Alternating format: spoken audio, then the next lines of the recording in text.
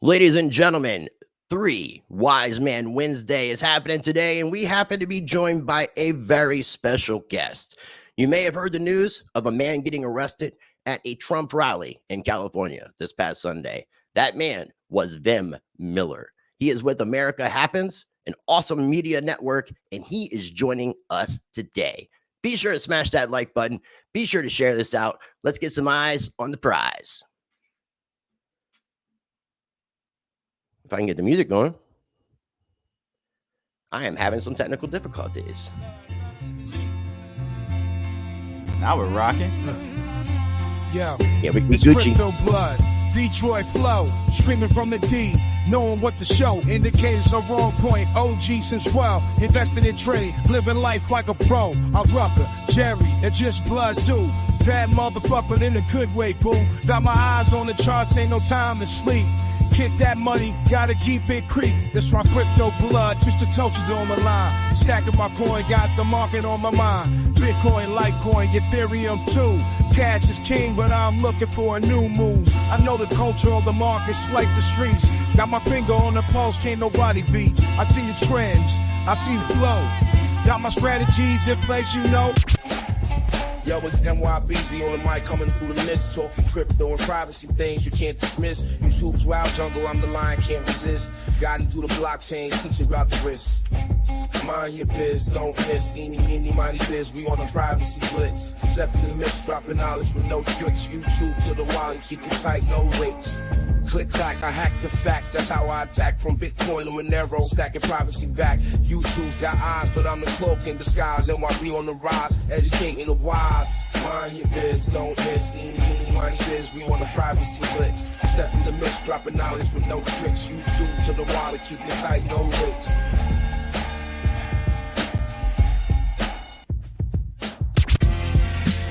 RiceTVx, the mic's live wire.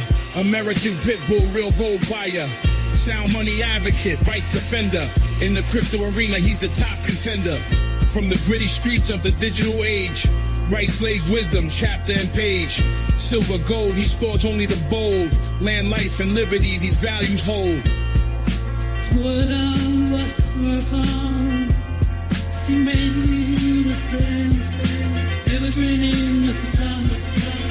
Constitution, deep dive, knowledge revival. Navigate the system, critical for survival. Rights engraved like inscriptions on metal. Pitbull in the game, lead foot on the pedal.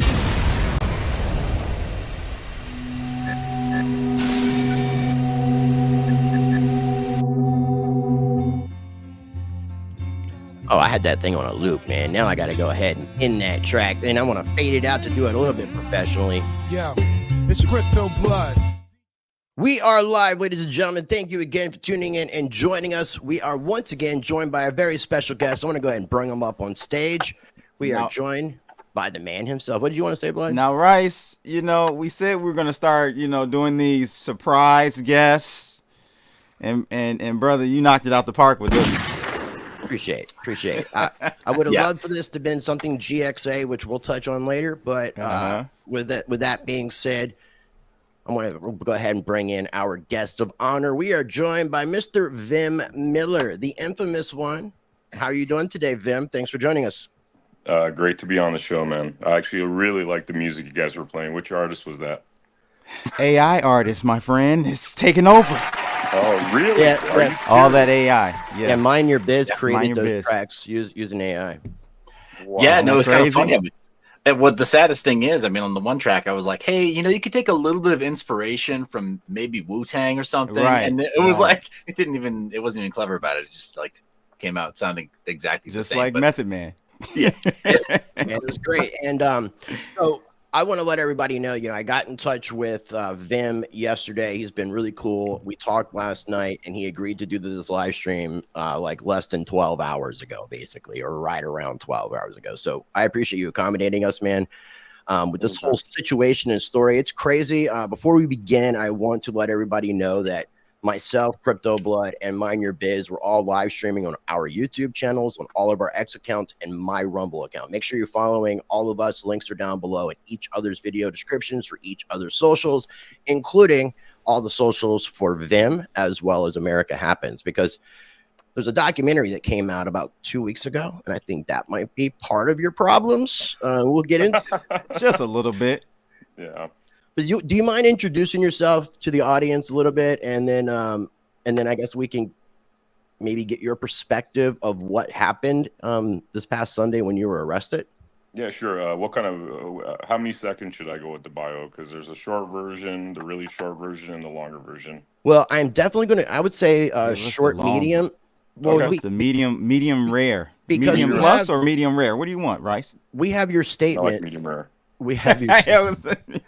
We'll go medium rare, but I definitely want people to check out the full video about your statement about what happened that you put out 2 days ago. So we'll have links down below for that, plus the update about what happened at your parents' house. But yeah, dude, you got the floor. We want to help your cause as much as possible. I think this is, well, my opinion, this is false allegations. It's not coincidental, but I'll let you explain who you are. Take as much time as you like, and please give us your perspective of what happened Sunday.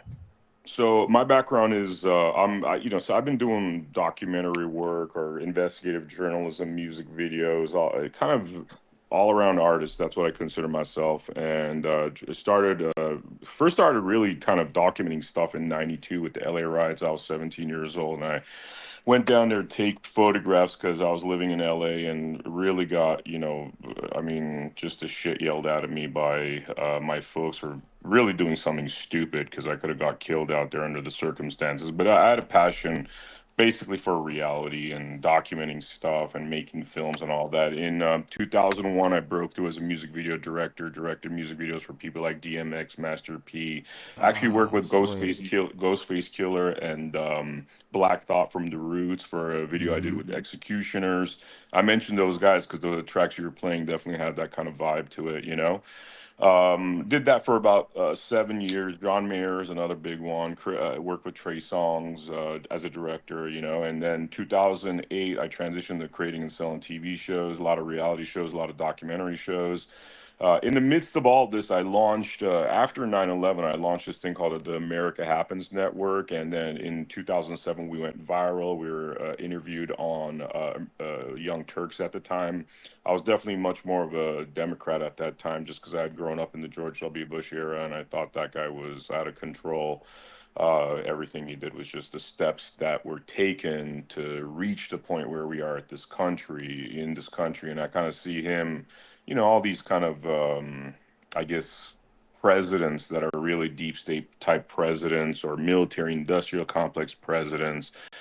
But then was disappointed with Obama. And by the way, when Obama came, I thought, you know what, I don't want to do America Happens anymore. This guy's going to save us, and I actually, believe it or not, campaigned for him. I made a lot of phone calls for him, because I was reacting to the whole George W. Bush thing, which, by the way, 2000 was a stolen election with the hanging chads. And then that got us psychological warfare into getting these computers, when obviously they're using these dumb 1800 style machines. It should have just been better ways of doing, hand voting and stuff, right? Not introducing machines that have algorithms and all this crazy stuff. It's obvious what they're doing there. With one person, by the way, I know I'm jumping around right now. I talked about with this one person that's a programmer, is like the program for counting votes is something that a 12-year-old could do, a programmer. And the fact that it's made so complex and there's incremental voting when there's no such thing as incremental humans is indication that they're doing some shady ass shit, right? Yeah. So then I'm kind of doing this kind of mainstream life with, selling shows and producing shows for A&E and Discovery, History, Netflix, and just a whole bunch of networks, MTV, all these places. Show running, and also I was brought on to help develop programming for Vice Media when they launched their Vice network. Over there is when I actually experienced went down the drain. Yeah, I was there, bro. Like, basically what they did is they hired a bunch of purple-haired people and replaced all the professionals, and then the content got really shitty. I mean, it was terribly run. It was just, and that was like my first woke experience, where something that I was passionate about, which was the early Vice Media, the early 2000s, you know, when it was the magazine and, you know, Shane Smith going around war zones and stuff, which, by the way, that's what I was doing at the time. That's why they brought me in, because between 2001 and 2008, I was going to these war zones. Now, by the way, you know, again, jumping around, they talk about my fake IDs and all that stuff's BS. I have 2 passports. One of the passports I put a different last name because my birth last name is, well, my birth certificate last name is Vem Miller Yanovkin, and Yanovkin is a clear Christian Armenian last name, and it wouldn't be prudent to go to Muslim war zones where I went on multiple occasions with that last name, because that's pretty much a death sentence, you know. I 2008, between 2015 and 2018, I really definitely got into Donald Trump, and what he was doing is just honestly punk rock guy, you know what I mean? It's like, I look at it like ultimate, you know, he's a suit guy, and but it was definitely like he was the guy that, you know, was going to go there and, you know, break up this really corrupt system. And then we relaunched America Happens in 2000. I ran for office in 2022, so I was kind of incrementally working on America Happens. And then after I ran for office, which I secured a lot of votes, surprisingly enough, I got like almost 22% of the vote, 31% was a winning margin. And I went up against 2 very well-known candidates. Just by virtue of knocking on a lot of doors, I was able to actually run a respectable campaign.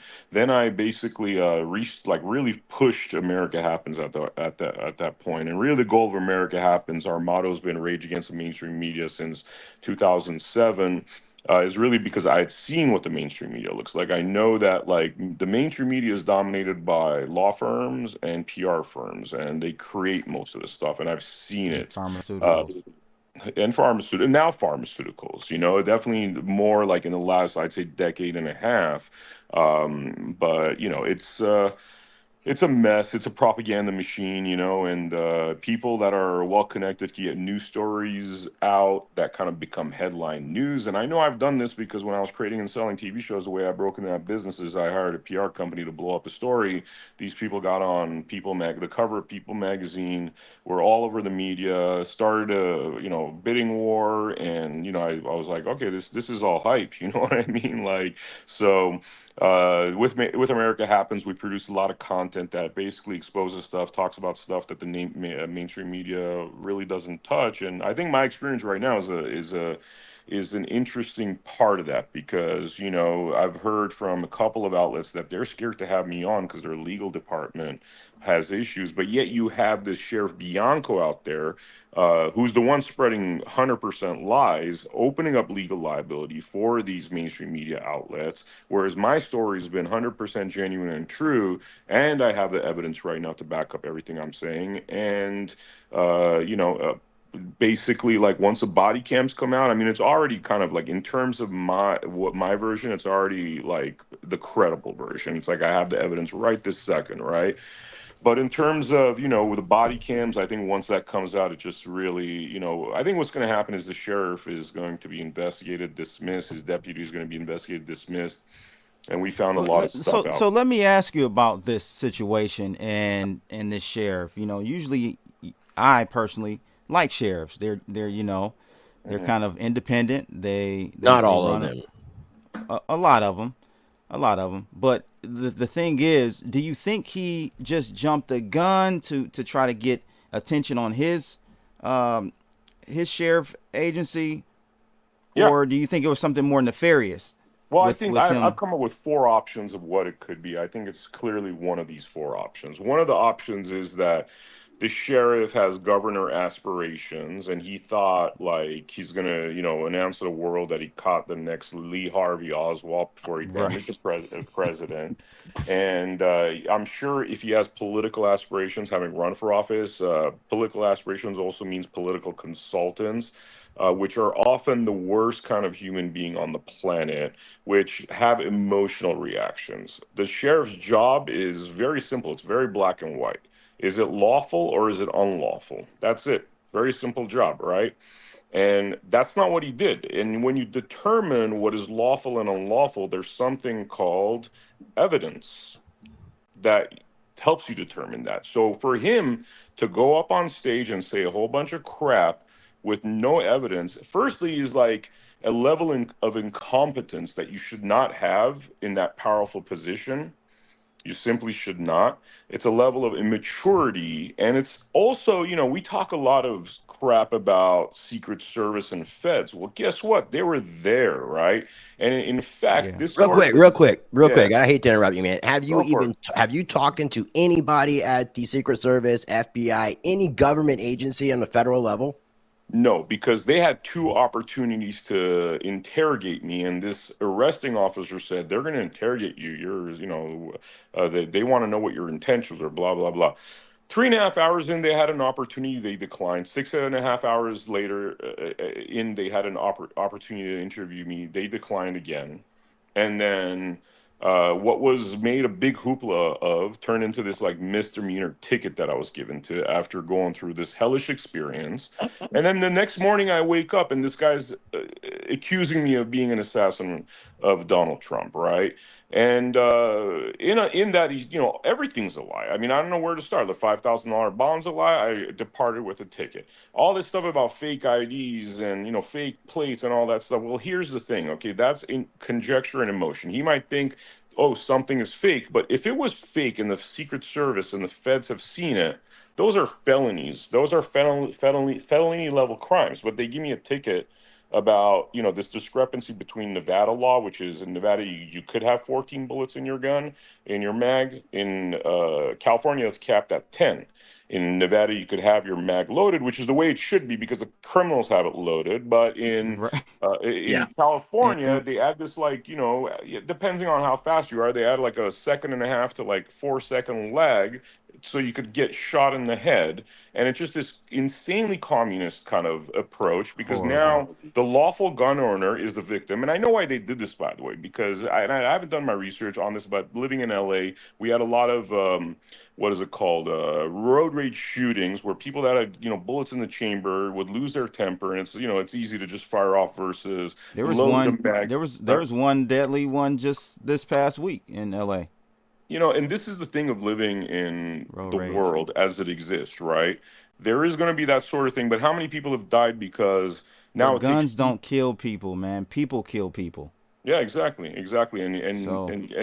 is there a quantification of how many people have died because now they added this 3-second lag to being able to fire a shot? I believe when you do those numbers, probably 10 times, 100 times more people have died because of the stupid law than from the road rage. So it's all fear-based. They give you fear, then they take away your rights. And we got to stop falling for this crap, like with the Patriot Act. And it's like even now what they're trying to do to me, like they're trying to make me fear. And I was like, guys, you know what? Like, there's two options here. Either like I'm going to kick your ass over this bullshit, or I fight dying. You know what I mean? And we got to stand up to these people. And people are too scared to take a stand like that. But fortunately, I got a lot of friends that are kind of the same DNA as I am, and we're gonna have a fun time with this situation. So when do you think they put this assassination attempt framing on you? That storyline. When did that happen? The next day, or did that happen that same day? It was Saturday. I'm mistaken. It was Sunday. It wasn't Sunday. It was Saturday that he was arrested. And I believe it was right after that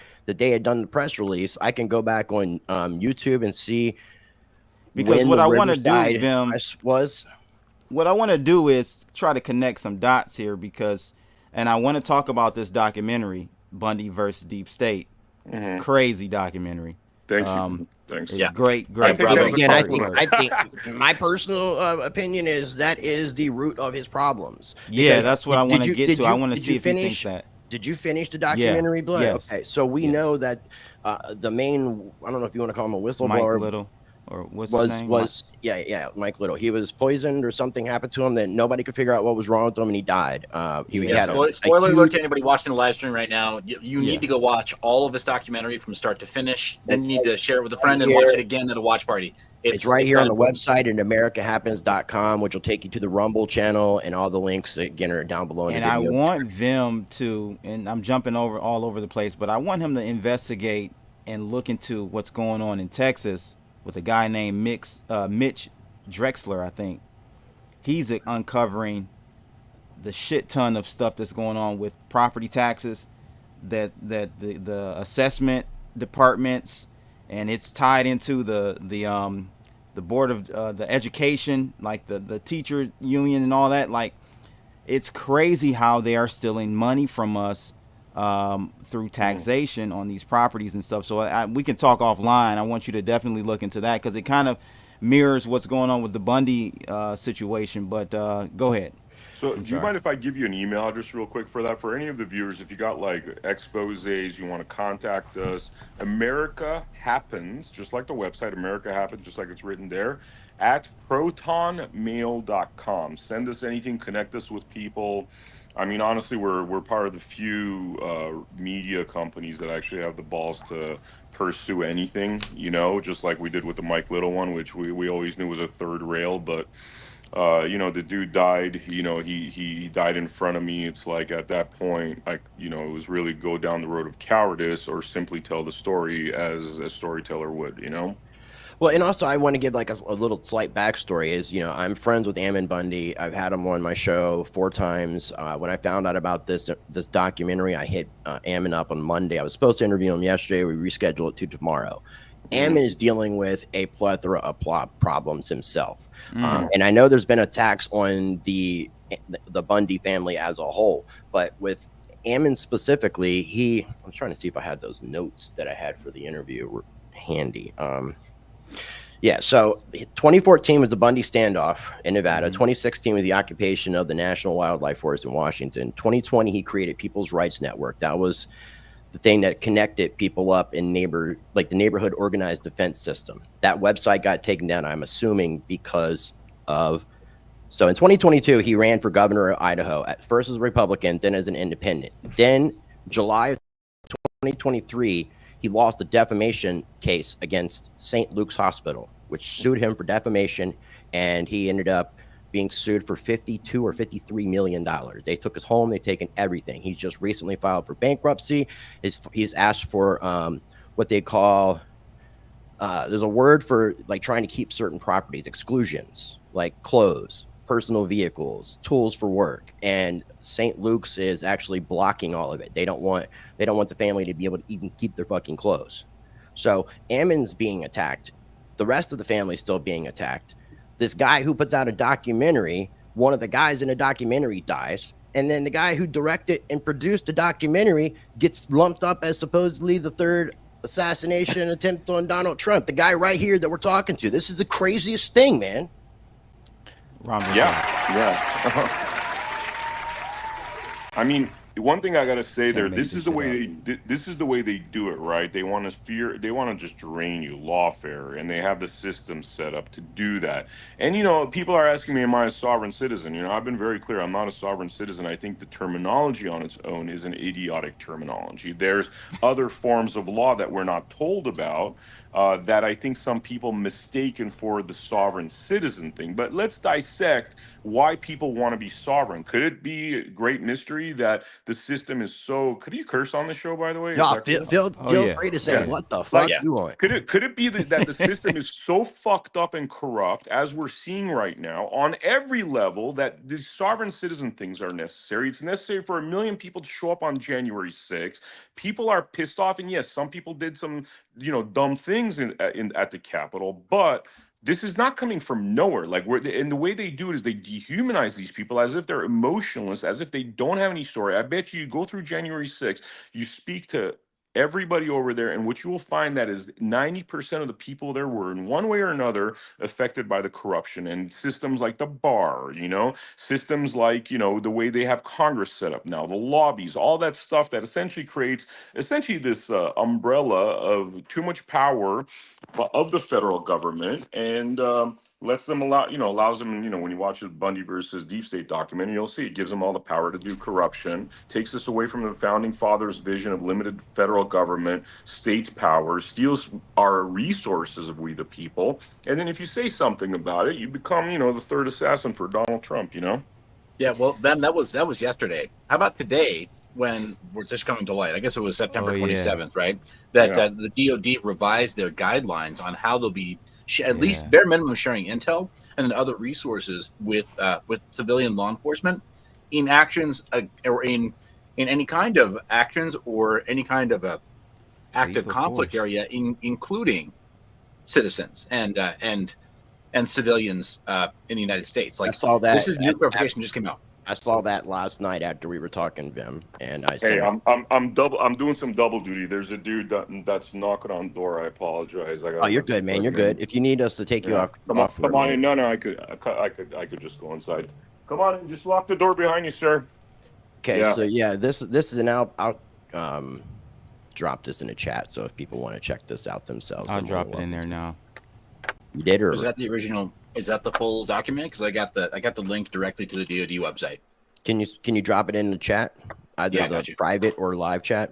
Now I'll drop it to you. Because yeah, below this, and this is I definitely I'm not an expert in this subject, and that's where I have to trust other people that understand these type of documentations. But it's basically, what is it called? DoD Directive 5240.01, and that's the first page of it. That's the second page, but it's talking about force on civilians. Actually, this is a 16. This is a 16-page document. They skip ahead to show you this section of it, so that you can jump to the meat and potatoes. There's a bunch of other stuff that they revise. There's been a few revisions over time. I think at least once in 2016, once in 2000. So this is a working document the DoD needs to use for intel sharing. But only recently did they make the change that we're all reading and thinking, presuming, interpreting to mean that they can then more easily use lethal force against civilians. Yeah, I mean, a lot of these things aren't pointing in a good direction. I know a lot of people are hoping that if Donald Trump is to be elected, that a lot of these things would be fixed and solved. So, and that's what I want to ask Vim. So I'm a Trump supporter. I think Rice is coming on to that side. Told him my stands on Trump. Yeah, I don't know where the hell Seth. I don't know where he stands. I'm a freedom, privacy, and sovereignty maximalist. If it gives the individual better sovereignty or better freedom or protects their rights better, I'm for that person. That movement. So my question to you, Vim, is like, I like a lot of what Trump is talking about, his policies from a business standpoint, even foreign policies, right? With tariffs and stuff. I think a lot of those tactics work.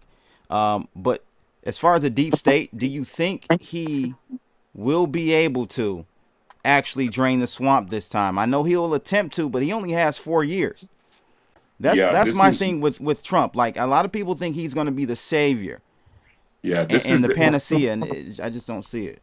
This is the thing. It's like they put Trump as a singular person, right? Okay. Now, there's a lot of things. Okay, so Bundy versus Deep State, right? We released that documentary a week later. Donald Trump's in Las Vegas making a speech, and he starts talking about the land fraud in Las Vegas, the overreach of the federal government, right? You know how many instances of that I've seen? The Mindy document, Mindy Robinson, my business partner, the Route 91 shooting. Like 3 weeks ago, Ron DeSantis is like wanting Florida to investigate the assassination attempt on Donald Trump because he's saying we never figured out what really happened in Las Vegas. Exactly. Like, this is why, when I say art is the greatest weapon, art is the greatest weapon. And I always knew that I would be targeted for this because when you make documentaries, when you do concise stories that tell you what's going on, there's nothing more powerful. It's like a court case, but it's even sexier than a court case because you're putting your case forward.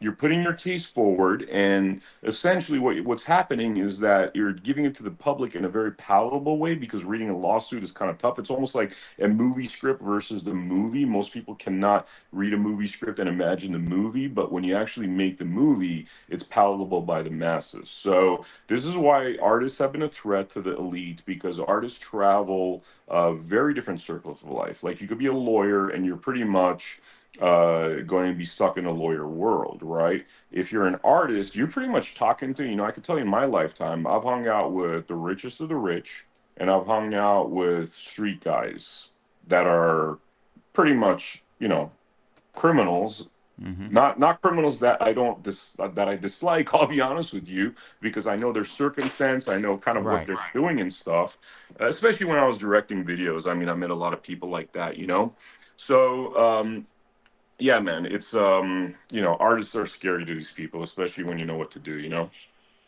Was there any mention when you were arrested or anything that would have given you indication that those guys would have been aware of, like, the documentary or any of your work? I mean, they're calling me a sovereign citizen because of things that I think they're misperceptions of stuff. They said that I'm an anti-government type of person, Did you have and something like this on your car? I'll tell you what I have on there is fully legal. That's why I didn't get cited for it. Now that also tells you what the sheriff's knowledge of law and how he knee-jerk reactions based upon what is put out by the mainstream media, like the word conspiracy theorist, by the way. You know, to stop people from questioning the JFK assassination. So now you have this they call sovereign citizens. Why? Because if you actually go down what is called the sovereign citizen rabbit hole, and you go deep enough. See, sovereign citizens don't have credibility because it's a nonsensical term. It's a misnomer, right? But if you spend more time and be like, wait a minute, let me get down to the truth of it, and you get the trust law, you get the common law, you get the constitutional law. That's the stuff they don't want you to find out. So now they have this fear word where it's like, oh, these crazy sovereign citizens, because they don't want you to find out what that study could potentially lead to. And just like you show your license plate, if you have that license plate on a car, and knucklehead like Sheriff Chad Bianco will say that's a homemade license plate, right? But What the hell is that, right? It's metal. It's a private plate. It's a private plate, exactly. You have Because travel, there's a traveling versus driving argument that we can get into like in future. Me and you, Blood, have talked about this. And the other thing too, just so you know, Vim, Blood has family members that would be in the category of Moors. Okay, so he's very familiar. The more people who basically is like this the black version of the freedom movement. I've actually bought one of their books. There's a really good one called I think it's called From Freedom to Slavery, I think. But that's a Moore guy. I remember him being one of those, yeah. So what do you think about this upcoming election, man? And I do want to get back to the documentary, but like, how do you feel about the current state? A lot of polls are showing Trump ahead. It's not that I don't believe them. I don't trust that our election process is actually. No, a lot of people are starting to turn on Kamala. Like the media spin starting to go down. She's made a lot of bad appearances. Do you still, Rice, think her trying to help black men and Obama trying to like? That was horrible. What he did. That was a bad move. This is just getting to be a joke. That's all. Okay, but what I'm saying is, do they let him win, or what happens? What do you think happens on November 5th? Vim? Are you voting for Kamala? Hey, did you? Remember I told you those 4 different possibilities of what could have happened here? Mm-hmm. So, okay, if I could break those down, I think that'll answer this question. So, number 1 is basically an anti-MAGA deputy sheriff that was making derogatory statements about MAGA. Then you have the actual sheriff, that's number 1, right? Who just wanted to cause me harm, because he saw that I'm a Trump caucus captain. He saw my Trump team leader shirt, and he was doing it for those reasons. Number 2 is Sheriff Bianco wanting to be in a higher office and thinking he's going to use this as a big media blitz, his 15 minutes worth of fame. I think that's also a very highly likely situation. Number 3, Bundy versus Deep State. Number 4 is something that I can't talk about in any detail, but what I will say is, as the America Happens Network, we get a lot of tips. And could we have potentially stumbled on how they are going to commit fraud in 2024? Could we have potentially stumbled upon all the details, basically, showing how this fraud's going to happen? Now, this has not been shared with anybody, but I'm very well aware that phone conversations are monitored. I know, for example, the owners of certain streaming companies, I know that sometimes that leads to certain kind of intelligence operations of certain countries. Mm-hmm. And I know the individuals that would understand how that works because they've been in the intelligence field, and I don't want to give names on that topic because I don't know if they want to be mentioned, but it's not hard to figure out when you watch some of our content, especially recurring individuals that are constantly mentioned, and the fact that we have relationships with those kind of individuals, right? So this number 4 is now starting to become like, as I'm getting more updates on what's going on and what's being found, this is starting to become a good potential as to what's going on. So yeah, discredit the guy. Is there any further detail you can tell us in their methods in attempting to change or rig the election this year? Is it the same?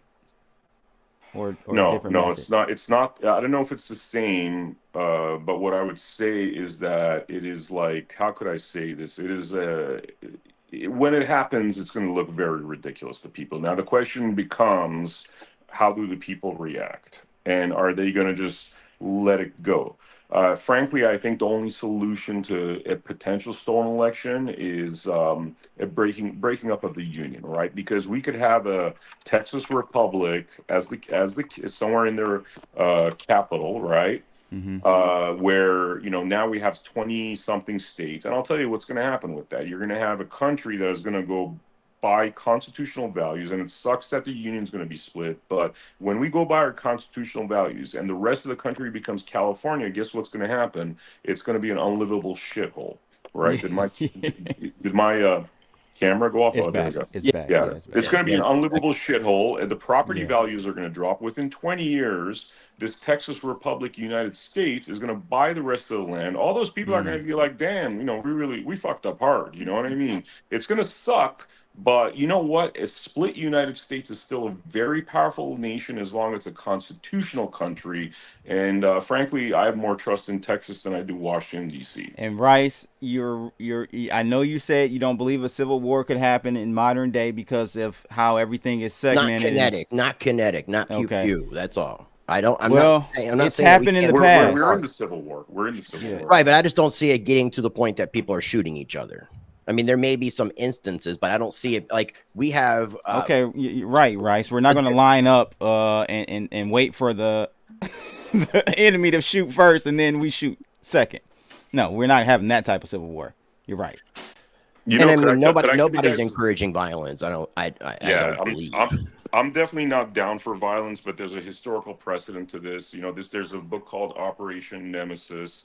If you guys read any of the viewers actually reads I guess the summary of it, the one paragraph summary, it's very similar to Operation, the Munich movie after World War II, what happened there with, chasing Nazis around the world. Now, this is not something I'm suggesting. This is not something that's even in my lane, but could I imagine a lot of very well-trained individuals, patriots that just had enough, and there's something like an Operation Nemesis to put away, people that are committing crimes against humanity, and there's enough evidence, anything's possible. Anything's possible. I just don't think that these individuals that died for the country are going to look at something that is criminal and corrupt and just kind of like be like, whatever, And again, this is not my lane. I'm the storyteller. I'll be the guy that's documenting it if it does happen. I certainly do not want this sort of thing to happen. And I've lived through civil war for a couple of years. I know what that looks like. I know what conflict looks like. It's not a video game. I think Americans, we've been too spoiled to think that this is kind of like something that is pretty much it's hell on earth, and I just I could see a lot of things happening. Vim, real quick, I don't see the people that vote Democrat going to the line, going out there. It's mostly going to be a compromised military, if you ask me, Rice. Yeah, exactly. Compromised military.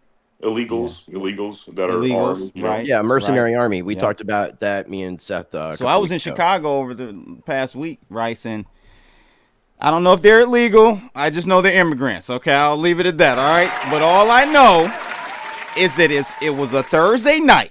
Okay, 11 o'clock, and these people had their kids working for them on the street selling candy. 11 o'clock. At night on a school night. Where would you say that the majority of these people might have been from, or is it a variety? They look like they came from Mexico. I mean, I don't know, Rice. I don't know. Right. From south of the border. I put it to you that way. But it's just and they look clean though. They were like they had crazy. Adidas track suits on. They weren't homeless. They had somewhere to go, clearly. But they had their kids out there peddling, candy and making money. It's just ridiculous, bro. I'd love to drop something here on this topic. Line in the Sand, the new James O'Keefe movie, absolutely a masterpiece. I'm a film snob. I know a masterpiece when I see it. James knocked it out of the park, and he's got the receipts. That's sad there. what happened. with him, with James and his company, and they turned on him and stuff. That's a whole Veritas. But James is a different level guy. I mean, I've hung out with him. We went hiking about a month and a half ago for I mean, we're stuck on this hiking trail for 3 hours, so we had a good long conversation. I was at his premiere, very supportive. I actually wrote an article that I can't even publish right now because it's in my computer, which is still impounded in my car, but I'm eventually going to publish it, explain why I think it's an absolute masterpiece. But that shows you, like, I think like something like $60 billion is spent on literally trafficking, paying criminals, paying criminal NGOs to facilitate this, what's happening. It is fully funded by our government, like other horrible things like COVID and all that stuff. Right. So let's talk about this Bundy. So that's the land. What I wanted to ask real quick, and it's related to it, is the possible potential tips that you're talking about as a fourth scenario. Are they potentially bigger than what's being exposed in the Bundy versus Deep State documentary, or is it like you think a combination of all of the above?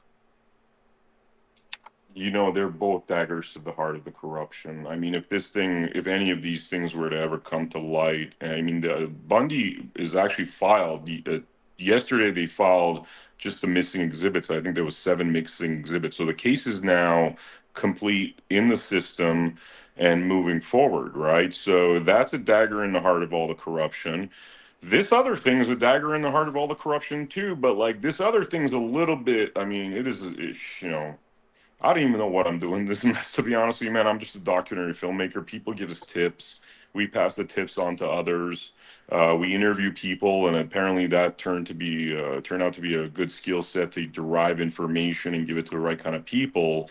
It's just massive. It's massive. If it's ever to come to light, I mean, the Bundy versus Deep State thing's already come to light.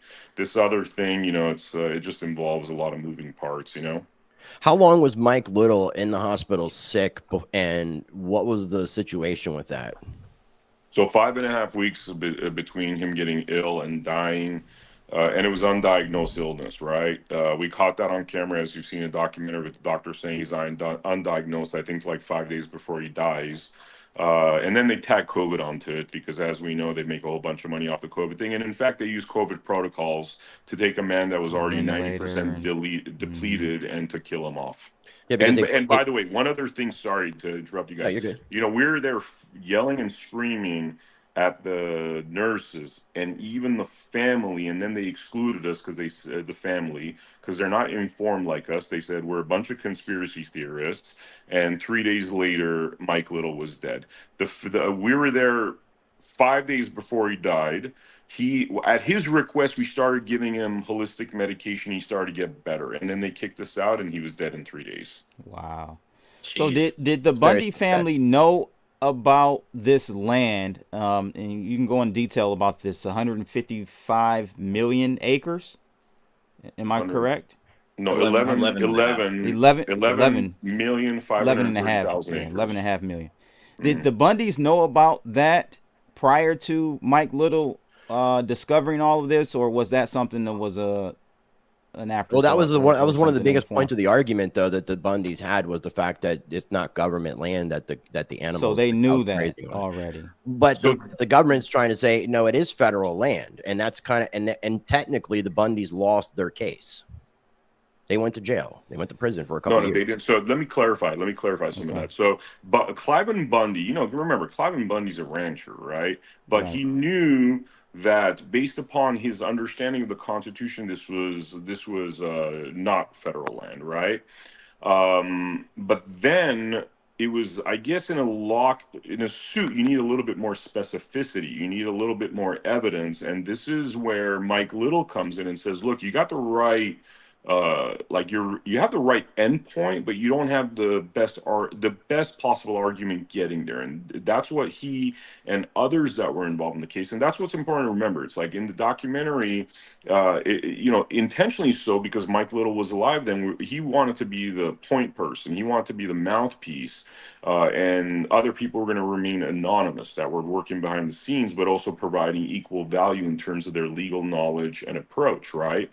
But then once Mike Little passed, you know, we're basically faced with an option. You know, as a filmmaker, I was faced with an option of like, do we just you know, put this away and, you know, kind of not be attacked by the deep state, or do we put this out there, right? And, you know, men step forward. I did my role in just, you know, finishing the piece, getting it out there, and that's kind of where my work finished. I'm not really involved in the you know, lawsuit aspect, even though the lawsuit's published at the America Happens website. We did that so people could actually read the lawsuit and see that this is a real thing in action, which is kind of like what we like to do now, which is you got two courts of public opinion that are relevant. You got the court of public opinion, and then you got the courts. Now the courts have been known to be very corrupt. We've seen with the Donald Trump political persecution, you know, Elon Musk, you know, anybody that says anything, you know, Bundy, like they use the courts as a way to shut people up and make their lives hell, right? So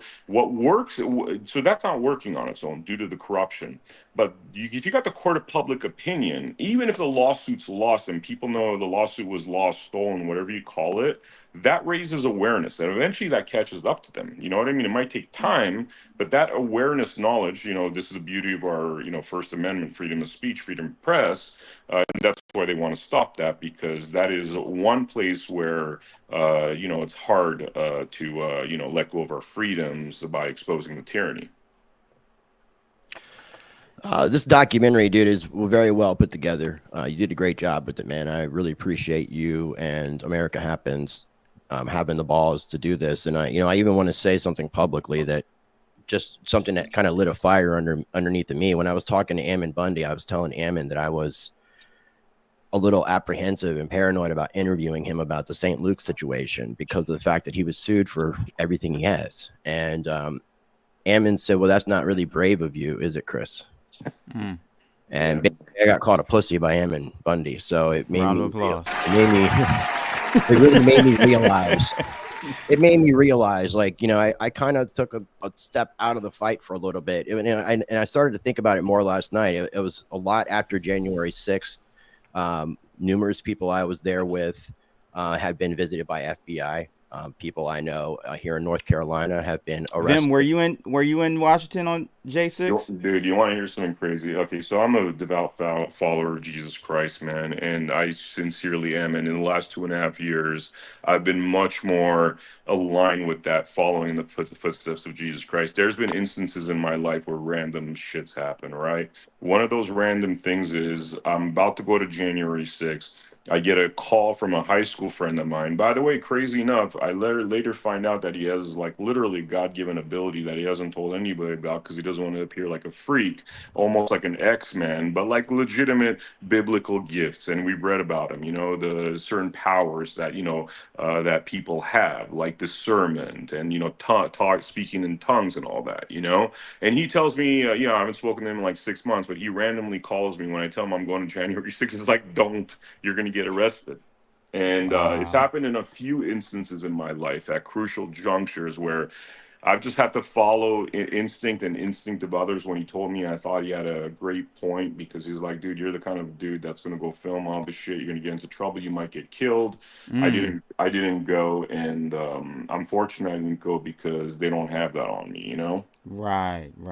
For sure. That would be one more thing that would be a problem for you, a battle for you in the court. And I stuff. safely. I mean, I haven't been visited by anybody. I told you last night I was live on Facebook while people were breaking into the Capitol building itself, while I was on a street right in front of it, like right where the grass was. I was in the street. You can hear a bunch of like young Christian groups out there singing hymns and things like that, which is the ironic thing, because I'm hearing hymns and people singing all these like love Christian songs while people are supposedly being violent and breaking into the building. It was like I told you, I didn't go there for the purpose of breaking into a building. I went there to have our voice be heard and to take a stand, because I have this philosophy that when enough people take a stand, nothing can stand against the people, but you actually have to have enough people. I used to say that a lot. I even got away from saying that. So it's like, I've allowed this whole thing to kind of drag me down a little bit. And, when Ammon said that to me, it definitely gave me a fire. And then seeing what was happening to you and realizing that we could try to bring some attention to this, which we just lost him. So hopefully he'll be joining us. Whoa. But there he is. Okay. I guess before we do anything else, I want to ask Seth, because he's been real quiet. He said a few things. You got any questions, Seth? Anything you want to ask? Yeah, no, absolutely. I've been kind of waiting to see, because I realized that Vem, you mentioned the 4 different possibilities that in your mind made the most sense, and then you circle back to that. And I was wondering if at any point you felt confident at right now talking about the legal aspect of all this. I mean, I watched through the piece that you recorded twice. It was gripping, man. Really, it was like I was on the edge of my seat listening through the personal story of your account going through this. And you mentioned at the end something of a sort of like an overall silver lining that you were looking at. Like, man, these guys, like, they've really messed up. Like, they, like, tactically, they totally shot themselves in the foot by going that last little bit of making it of trying to defame you. Mm-hmm. Can you talk about that much right now? Yeah. I mean, where's your head at? So we've already filed a lawsuit. A very prominent lawyer. I got approached by very prominent lawyers. I ran for office with one of these prominent lawyers in 2022. We had a relationship. These people all know. I mean, the thing that's been amazing is all the people that know me, they're like, dude, no way. You know what I mean? Either you're like an undercover sociopath on a different level of James Bond that's never existed in history of humankind, or this is complete bullshit. So, yeah, I mean, it's like most people that never thought that I'm capable of this. But essentially, this lawsuit was filed yesterday. It's already gone public. It's already available on Pacer. It's filed in a Nevada Fat Vem over there. Hey, I love those. I don't know why they put the Fat Vem pictures. I wish I was like 50 pounds overweight there. But well, this is Roger Stone like trying to come out and say good things about you, saying that you were falsely accused. I don't know if you saw that. I love Roger. I was on his show. We worked together. I actually did a short 40-minute documentary about the JFK assassination. It was more of a podcast, but a very illustrated podcast that kind of feels more like a doc. I mean, the thing I like, I mean, I've always liked Roger Stone. I think he's a brave man. His JFK assassination book is by far one of the greatest. I believe he knows a lot more in terms of specifics of who the shooters were. I think he had to kind of downplay some of that, but I think he gives enough information where it's pretty clear, what he knows. You know what I mean? And I think that Nixon connection, I think Nixon flat out told him everything, and he had to just keep it in confidence so he doesn't get shot. You know. There's so many conspiracies too about like people like saying stuff about you personally. One thing I want to kind of clear up, if you don't mind, is people have talked about since you've been involved in the music industry that you work directly for Sean Combs, aka P. Diddy, aka not the diddler, aka Love. Have you? Not that I mean, it wouldn't matter if you did videos, but have you been to have you had any sort of working relationship with Diddy? And or have you been to any of his parties, freak offs, white party events, anything to that effect? This is the thing where I think people are just really stupid, because my statements about Diddy are how much I despise him because he stole $30,000 from me. I wrote a music video for him that I was supposed to direct on the day of, and we had a contract. On the day of, he decides he's going to have his buddy basically direct my music video concept. I was already contracted, so I should have got my fee. So he screwed me over. He screwed so many people over stealing songs. I mean, Mace has been really public about writing most of those hits and getting screwed over and not getting paid properly. In 2003 and 2004, I went, and again, people got to do their research. The white parties were very different than these freak-offs. The white parties were like, you had, even though, Diddy's always been Diddy, the white parties were not, and by the way, there's different elements of the white party. There's like the white party areas where I wasn't hanging out, where I've heard, there was a lot of, like homosexual stuff happening with Diddy and stuff, but I wasn't in those rooms. The main room of the white parties was just a party. There was a lot of prominent people there, and I just, happened to get into these things because I was directing music videos at the time. I had you went home when Denzel went home. Basically. Yeah. I mean, it's kind of like, we're directing music videos. I'm new in the business. I haven't been screwed over by Diddy at this point. We're talking 2000. I got screwed over by Diddy in 2005. So in terms of not paying me and stealing my music video concept and giving it to his buddy, But in 2003, 2004, I was doing some, really big videos with DMX, Master P, a whole bunch of people. That made me a name. Actually, it's funny, man. One of my videos that cost like a fraction of what the Diddy video cost got nominated in the best video of the year category. I'm sure that got his attention. So I got a couple of invites. Went and hung out, and again, it's kind of like jumping these conclusions where, hey, just because this guy has a law-abiding, gun-carrying citizen, he has guns, therefore he's here to assassinate the president. That kind of a ridiculous conclusion that, I went to a party as this kind of young music video director that at that time was excited to even be in that world. I don't know, 25 years old or whatever I was at the time. And I just happened to go to this party, therefore I have to be a pedophile. So what I mean? Which video was it that you that did stolen? It was one of his artists, Boys in the Hood, and it was something to do with them rapping on a block, something about a block. Boys in the Hood, the Jeezy, the Jeezy group. I think so. Yeah, I think so. It was basically the video was like them. I think it was actually called Block something or My Block or whatever. Yeah. And I wrote that concept, and I just figured it'd be good to kind of clear up some of these things. I know that some people have been like talking negatively about Mike Flynn, and there's some. I've got a contrarian question for you. Conspiracy about Mike Flynn, though. So, what do you say to people that are saying? I've heard this once. He did this so that he went and got arrested so that he can bring light to his documentary Bundy versus Deep State. What do you say to people? That'd be pretty genius, but the people, again, you got to think a little bit more deeper than the first layer of the onion. Like, you're muted. Did that cut out? We got you now. Yeah, we got you now. So how would I know that this would be the result that, like, I'm going to drive up there and I'm going to do the same thing I've done, which has been evidence, has been heard by police officers in Nevada in terms of declaring I got, guns in the trunk, going to this completely separate location. That's what's important to remember is these parking lots are completely separate locations because they don't have, and I'm talking about there's usually minimum quarter of a mile distance, half a mile, sometimes a mile, because one of the assassination techniques is via car bomb. So you don't have the parking close to the perimeter, right? That's just the way the security's set up. So to me, I'm going to not the rally, I'm going to the parking lot, then walking a great distance, which just by looking at it, I would estimate at least half a mile, if not more, to the actual rally. So there's a sequence of events there that, there was a famous financial economist that talks about the human element and how it's unpredictable because you don't know how people are going to react. So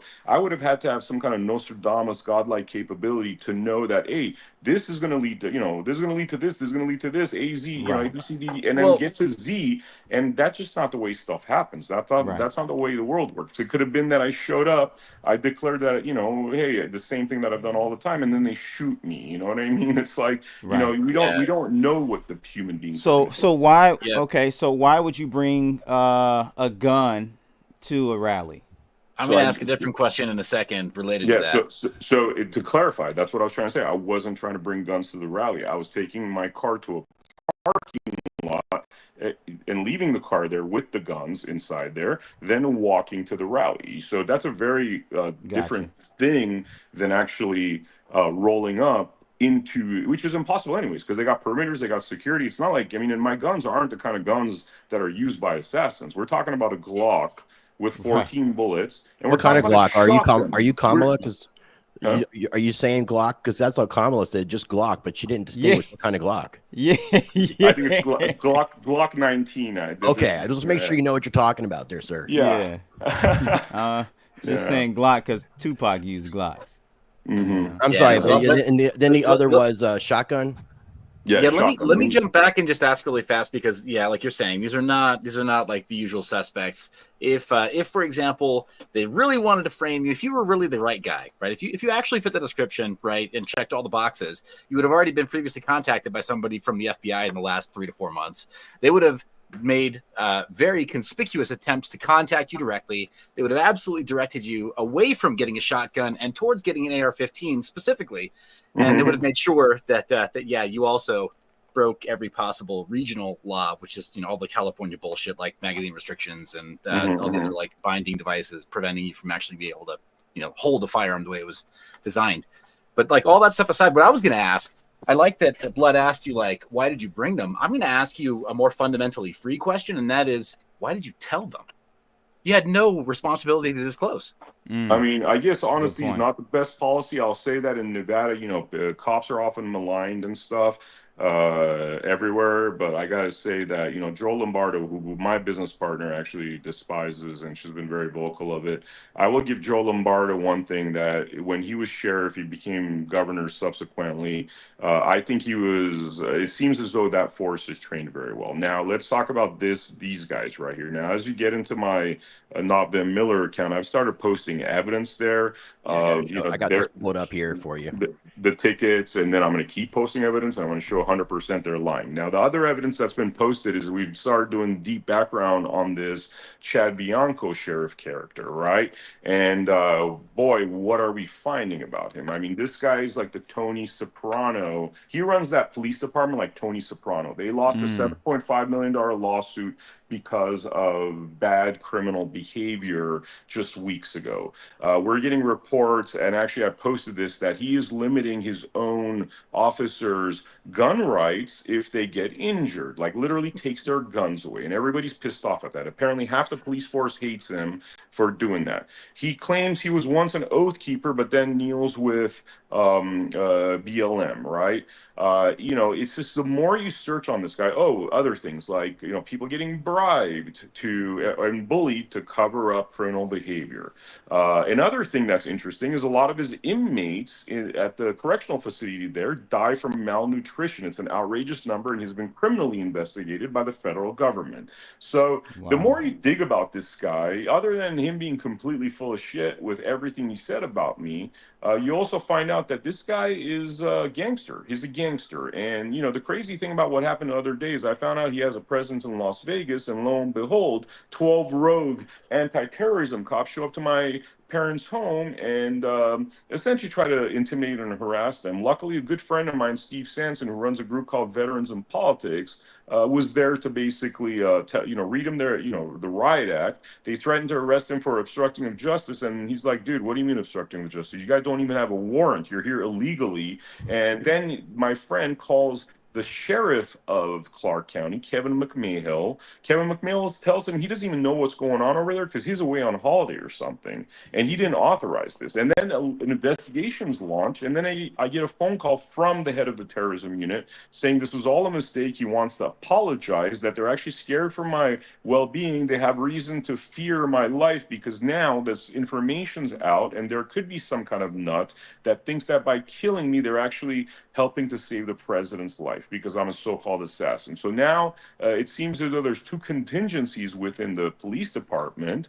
One of them, being, probably if I was there that night when they showed up, you flinch, they shoot you, I could have been dead. So that's potentially that, result. Well, real quick, for the fact that the Secret Service nor FBI or any federal agent or agency has contacted you, but you have police officers in Nevada coming to your parents' house when you're clearly not there, is again, that's a little fishy. And what in that video, what did you say about your parents' age and health? 83, 70, and 77. My dad's 83. My mom's 77. My dad's of really bad health. I mean, 10 heart attacks 3 strokes, diabetes, high cholesterol. It's a miracle that he's even alive. This is the sort of thing that kind of stress could literally give him a heart attack. He could die over this. And, I'm sure that's kind of their goal, and to put fear in me. Fear is always a tactic. Okay. Yeah, but do you fear for your life right now? Sorry? What? No, that's probably a more immediate, important question. I want to ask you a follow-up though. About whether or not how do you feel about your safety right now? Do you feel okay, or are you worried, or how do you feel? Do you have any suicidal thoughts, any of that kind of stuff? No, not at all. And I definitely am not suicidal. I'm a Christian. We don't do that. I don't suffer from depression. I don't suffer from high and low emotions. I mean, I've been through a lot in my life in terms of being in high pressure situations that, I think I haven't been stressed out. What I've been recently, I'll tell you, people asked me if I was angry yesterday in these interviews, right? And I didn't feel angry at the moment. I got to tell you, I had a hard hard time sleeping last night because I started feeling angry, because now this picture's starting to come to light as far as the damage they've done to my life, right? Now, I went shopping the other day because I need to buy clothes. There's people looking up at their cell phones, looking up at me, which for people that have seen the, Fugitive movie with Harrison Ford, Dr. Richard Kimball, it felt very much like being Dr. Richard Kimball. So I felt like I had to lock myself inside a house and be very careful of where I go out. Some girl I was dating broke up with me by text because she thinks she thinks she's You're buying an assassin? drink. Huh? She thinks you're an assassin? Yeah. So, and Damn. it's crazy, man. It's crazy. I mean, there's a huge ripple effect to this, and it's just because this one complete a-hole, and there could be more to it, like we said, option Right. 1 to 4, but this, what this one dude certainly was gleefully trying to use the corpse of my. I think so. You're muted muted. Did it cut out? You just now. muted. Yeah. muted for a second.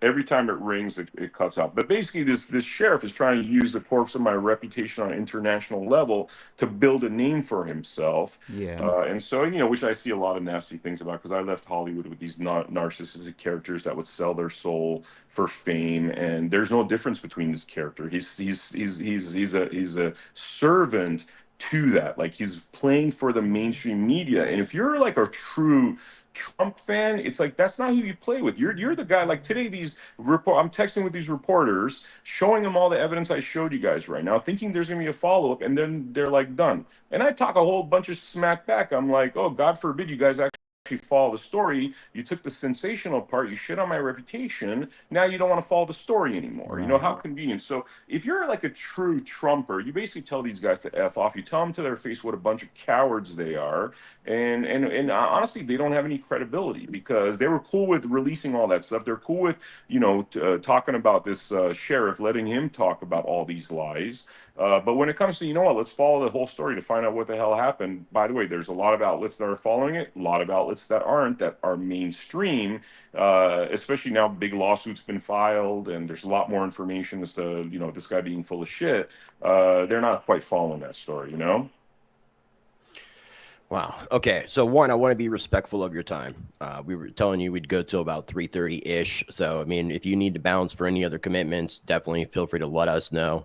Could I hop in like 4 or 5 minutes? So that'd be good, because there's so much stuff I got to attend to. But yeah. Yeah. Like I said, I wanted to totally be respectful of your time, man. I know I can connect with you on a private level. So if Blood and Seth have any like final questions or anything you guys want to ask in the last 5 minutes with him, that'd be great. By the way, my podcast is called Blood Money. So cool. Oh, so there you go, baby. You're gonna have to have me on. Talk some crypto. You gotta check out the Rumble channel for sure. Again it's linked down below in the video description, as well as the website americahappens.com, so you can check out all the different contributors, because that Matt Taibbi interview is on there, the Ian Freeman information videos are on there. There's a lot in that Route 91 documentary as well, which I have on my waiting list to play. How do you feel about the election? Do you think Trump is going to win, or what do you think is going to happen here? And with this information that I have, and we'll see how that plays out, because it's premature in terms of any assessment. The level of fraud is so massive and ridiculous, potentially speaking, allegedly speaking, that another phone call. It might actually that might actually be the steal. Although it might be getting to a point where even that starts looking ludicrous. And another event is necessary. Let me put it that way, So this is kind of like a chess game, play by play, and really, it just depended upon what happens. Do I think they're going to do everything in their power to prevent Trump? Certainly so. Certainly so. Yeah. Nice. And then before we let you go, I guess my only question was just about your personal legal prospects moving forward. I mean, we kind of touched on it earlier, but as far as like, not to be like cold or impartial, you mentioned keeping an even keel. You seem like emotionally you're in a better place today than you were yesterday. But as far as like being able to exact a plan of justice for yourself, I mean, I won't say revenge, but like he's filed a lawsuit. I mean, did you know he filed a lawsuit against Riverside County Sheriff's Department? And you mentioned that that's already available. That's publicly available. But in the event that this thing drags out, I mean, do you see this thing being the kind of thing that you'll have to divert some time to in order to be made whole on some of the reputational damage and some of the additional, like you said, some of the additional mudslinging and this sheriff trying to make a name for himself and all that? Do you think this might be more drawn out than just one suit? I mean, it has so many facets at this point because it wasn't just the sheriff's department. It was also some media outlets that like ran with it with no evidence, right? And they ran with it very harshly. I don't know how that's going to play out. I've been fortunate in this respect because I've actually, you know, I have the capability of actually filing lawsuits. I know enough law and studied enough law that I can file it. That would be the version that would take a lot of my time. This time I've been fortunate where there's been a lot of good people that have come forward. I certainly feel supported in this particular lawsuit. So right now it's not necessarily taking too much of my time. And I'm kind of, at this point, I just want to get my equipment back because there's a lot of episodes we got to publish that are really good episodes. There's a lot of work to be done. And that's really my biggest thing right now, getting that stuff back. And hopefully, you know, the lawsuits are on cruise control. Obviously, this one's filed and we'll see what happens. But there's a lot of attorneys there. I mean, it might even be that this particular lawsuit is carried forward by the 2 attorneys involved in this one. There's others that are capable of doing other lawsuits. So we're going to kind of play day by day. Got it. Okay. Well, I want to let people know again, man, if they want to follow you personally on X, it's at not Vem Miller, and this is going to be down below in the video description as well. You can check out AmericaHappens.com. That will take you to the featured content, and you can sign up for the mailing list and get all the different social media links. You make sure you guys are following America Happens Network at America Happens 1. Those documentaries that we mentioned, the Bundy versus Deep State and Route 91, they can be found on the Rumble channel. So I definitely encourage you guys to check those out, to check out Vem Miller's statement video, and then check out the update about what happened at his parents' house if you guys are interested in digging into the information further. So yeah, and also one quick thing, if they go to AmericaHappens.com, we have a featured section because our Rumble page has like 8,000 things on there. But like if you go to AmericaHappens.com in that featured section, some of these documentaries are actually featured, including the Bundy one, my statement. I didn't post a thing about the Metro Police and what they did a couple of days ago, with my parents and stuff. But other selects are there, and that's a really good start if you want to kind of not dig through a whole bunch of things. Cool. And also, Roku, Amazon Fire, and Apple TV were also on there. Yeah, I saw that on your website right below your social media links. It's pretty cool. I have to talk to you about that. For sure. So, Vem, again, man, thank you for your time, man. We really appreciate you taking the opportunity to do this. We really appreciate you being transparent, forthcoming, and I definitely want to encourage you to make sure you do everything you can to stay safe. Thank you, guys. Don't stay safe, Vem. Stay dangerous, my friend. Stay dangerous. Stay alive and stay dangerous. Yeah, exactly. All right, bro. All right, thanks guys. for coming Thank you on. very much. Thank you. All right. There you go. What do you think? I believe him. Oh my gosh. I believe him. I think that there's still a third version of the truth that's very close to what. There's always a third version because there's always it's just dealing with 2 individuals. There's always 3 sides to the truth. There's your version, that version, and the actual truth. Yeah. And that's just I think he's close. I think he's closest to the truth. And I also think that sheriff was clout chasing. I think that can be true, but I think it's a perfect storm of that sheriff clout chasing and him just needing to be a more seasoned gun owner and knowing when you disclose and when you don't. Because there's this thing called the Castle Doctrine. I wasn't going to beat him up over it personally, face to face. There's this thing called the Castle Doctrine where your car is treated like an extension of your home. And so things that are in your car are subject to the same types of legal protection. And you don't have to disclose unless you're asked directly in some states. More so because cops can pull you over for like I've seen videos where cops have gone out with news people saying I could pull a guy over for this, and this, and then it gives them probable cause for more. Yes. No, exactly, dude. So they actually have more liberty with a vehicle, with a car, than they do your home. No, they definitely can. But here's the thing: Castle Doctrine is as a concept, what it's meant to do is offer more protections for you in your car than you would just have out on the street, right? For in any other way, because since it was in his trunk, it's even further them needing warrants and all that to get right. And he's also said, he said why he bought the guns, the guns. He said they have never been shot. They can, all of this stuff can be very much proven. He's even said he's never went to he went and bought guns to protect himself, but never properly, in my opinion, that doesn't matter. learn. Yeah, no, exactly. He's not quite there yet as a he gun even owner. said he's never gone to a gun range or anything to that effect. So if that's the case, it's like you're really uneducated with what to do. So I understand where Seth is like, he could have done this, and this, but he just wasn't educated because it probably wasn't even something he was thinking about. And the fact that he was allowed to go to other events, and the fact that he wasn't planning on taking the guns to the rally, that it was a parking area. That's why it always says he was arrested outside of a Trump rally. He wasn't arrested in the Trump rally. And again, he's starting to drop all the information about his special invitation and all that kind of stuff. So, I mean, I think... Well, remember there was a guy that was arrested outside of... yeah, but there's evidence that guy was plotting. Was the RNC? Oh, I thought we were talking about the Trump golf course, because that was not that one. There was another one. Before the golf course incident. Okay, I didn't. Yeah. Was there a guy? Yeah, there's been so much fucking shit happening, man. Yeah, and I feel bad. I actually didn't ask.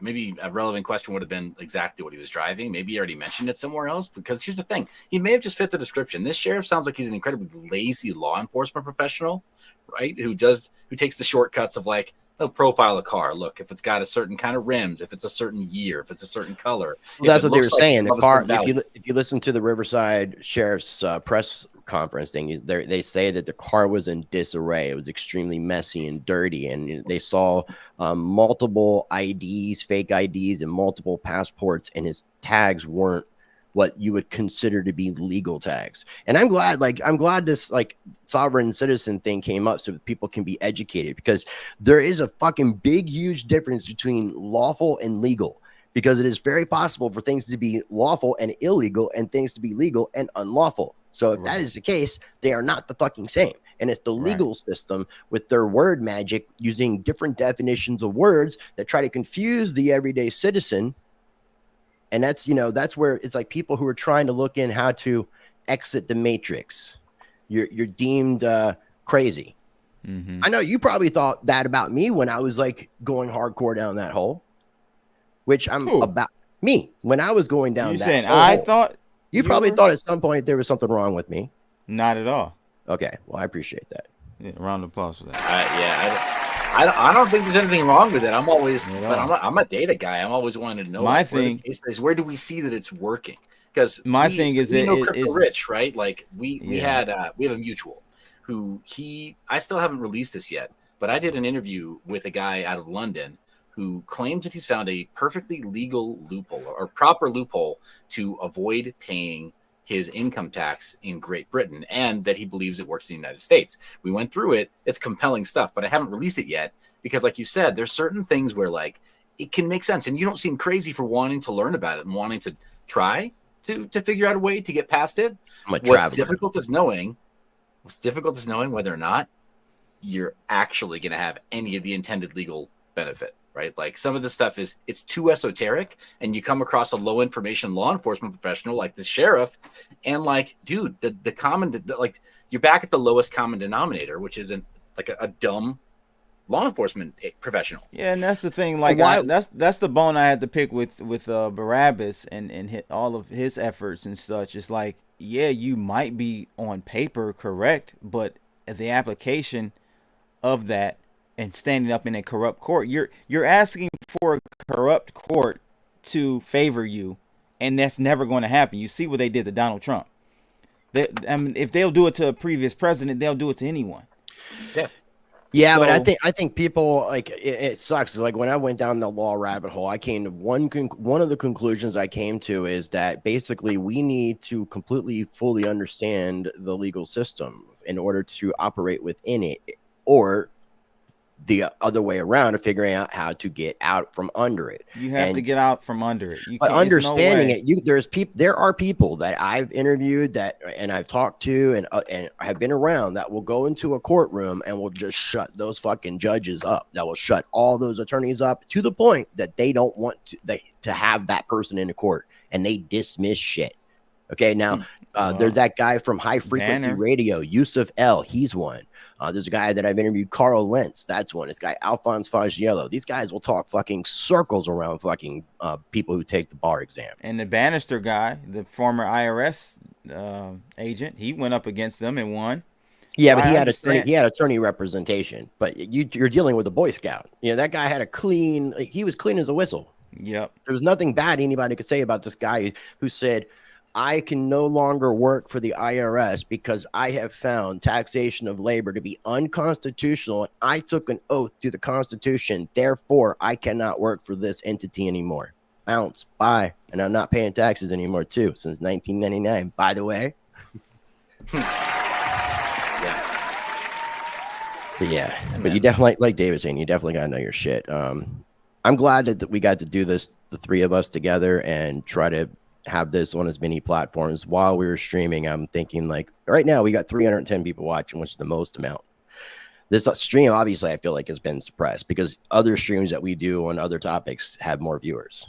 So I feel like that's why I was trying to encourage people to share this one out, because I'm pretty sure there's not going to be a lot of people that are going to interview him and have him on talking about some of the stuff that we talked about as freely as what we talked about. So I like to think that what we did today is a service for people to get a better comprehension and understanding about the situation from what actually happened, without some spin bullshit media thing kind of being added to it. Right. Yeah. So, you guys got anything you want to add? No, that was fun, man. I like good. Yeah, venturing a little bit away from crypto, I mean, this you bull won market up is going to come back. It will, but I may not be with it. So I don't know. Me either.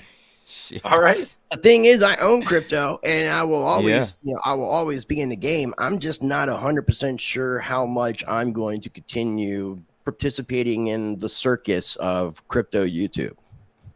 Got it. One is like all my peers are, most all my peers are pure embarrassment at this point. Right.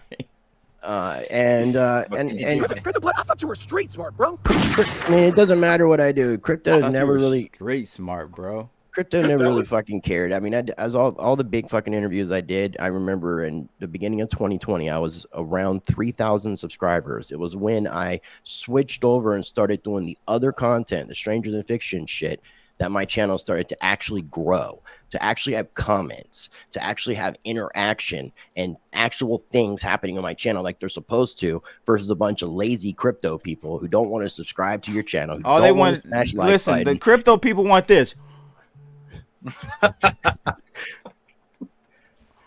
And it's just getting sad. So yeah, I mean, I've been saying it for quite some time. You know, I may do something that has some crypto aspect possibly in the future, but man, this is starting to become a dead end.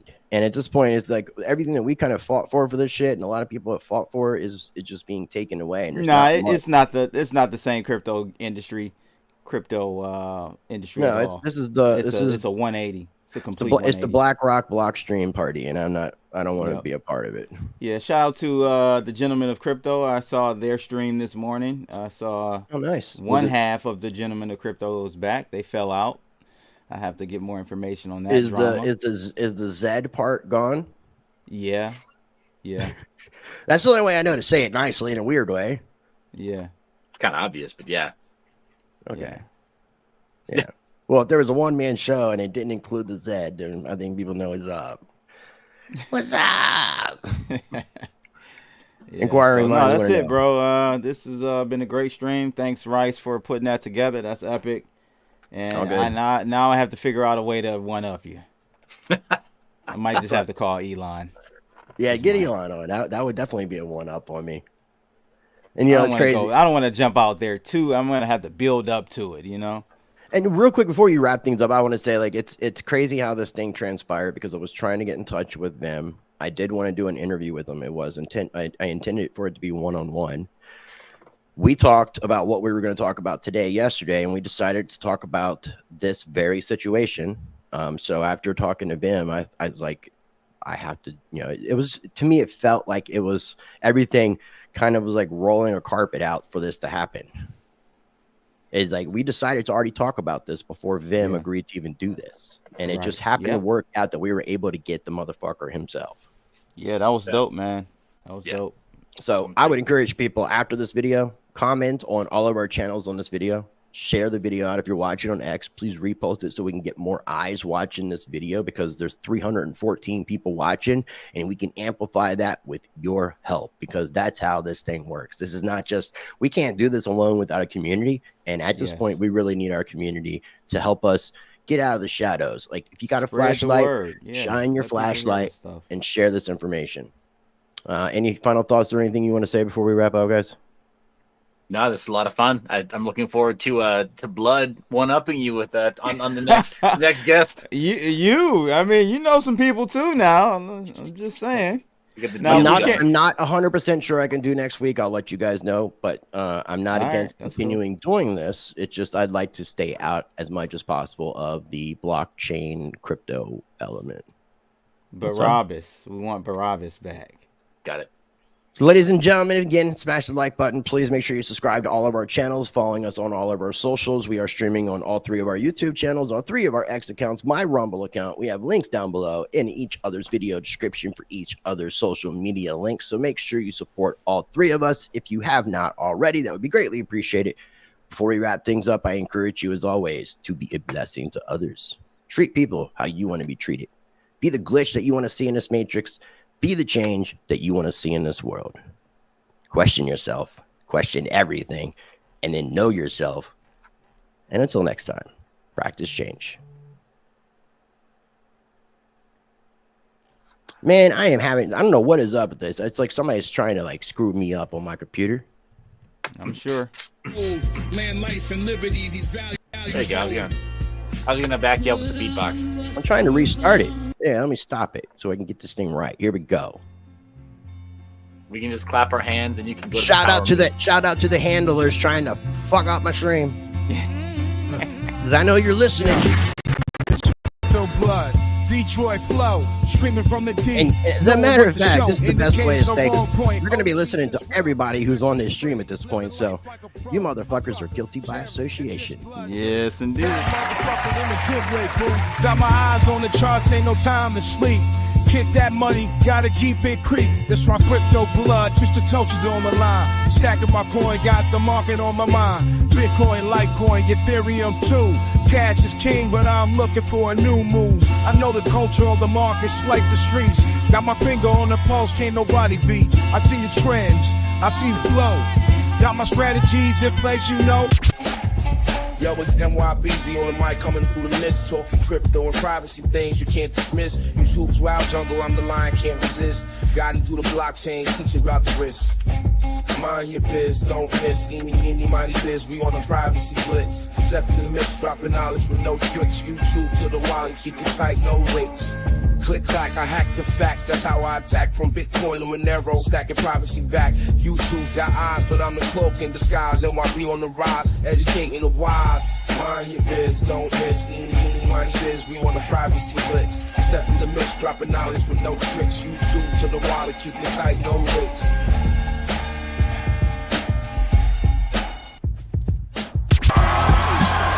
RiceTVx, the Mike's Live Wire. American Pitbull, real gold buyer.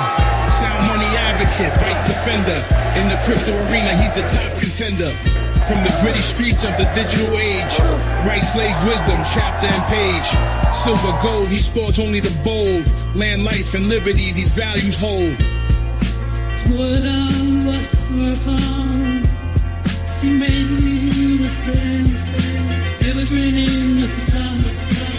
Constitution, deep dive, knowledge revival.